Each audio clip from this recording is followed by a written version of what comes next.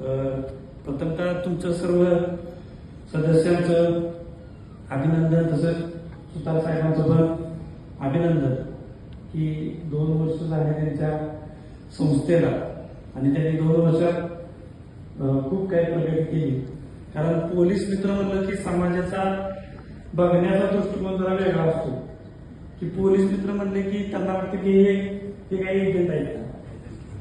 आणि मी कालच एका कलेक्टर साहेबांना सांगलीत भेटायला गेलो तर एक वयस्कर बाबा माझ्या शेजारी बसले होते. त्यांनी मला विचारलं, तुम्ही कशासाठी सत्कार करताय? नवीन साहेब आले. मग तुमचं काय आहे? म्हणलं असं पोलीस मित्र संस्था आहे, आम्ही पोलिसांना मदत करत असतोय. तर ते मला फडणवीस म्हणले, पोलिसांची दोस्ती पण करून दुश्मनी पण करू.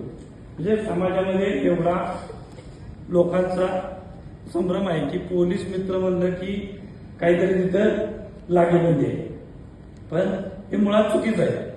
तुम्ही जो सुतार साहेबांच्यावर विश्वास ठेवला आणि जे महाराष्ट्रभर जी संस्था तुम्ही उभा केली, हे प्रत्येक गावात एक पोलीस मित्र बरोबर पाहिजे. जसं पासलकर साहेबांनी सांगितलं की मिसिंगसाठी, तसंच गुन्हेगारी आता भारतात असेल महाराष्ट्रात असेल तर गुन्हेगारीचं प्रमाण वाढले. ग्रामीण भागामध्ये आतापर्यंत ड्रग्ज हा प्रकार कोणाला माहीत नव्हता, पण आता ग्रामीण भागात आमच्या विटा शहरमध्ये मागच्या वर्षी ड्रग्ज फॅक्टरी सापडली.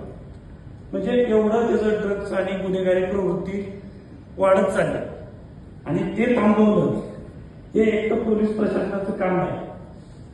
हे आपण जन्माला आलो म्हणजे आपण एक काहीतरी समाजाचं देणं आहे आणि ते देणं असताना आपण ह्या समाजासाठी काहीतरी केलं पाहिजे हे उद्दिष्ट ठेवून आपण समाजसेवा करणं. पोलीस मित्र म्हणजे समाजसेवा. यामध्ये कोणत्याही प्रकारचं कुणालाही मानधन मिळत नाही. काही लोकांचा गैरसमज आहे की पोलीस प्रशासनाबरोबर मदत करतात म्हणजे यांना कुठेतरी पैसे मिळत असतील, पण हा चुकीचा लोकांच्या मध्ये भ्रम आहे. एक समाजसेवा आहे. आज कुठं जरी तुम्ही गेला तरी 1 मिनिट कोण कुणासाठी द्यायला तयार आहे, पाहुण्यासाठी द्यायला तयार आहे.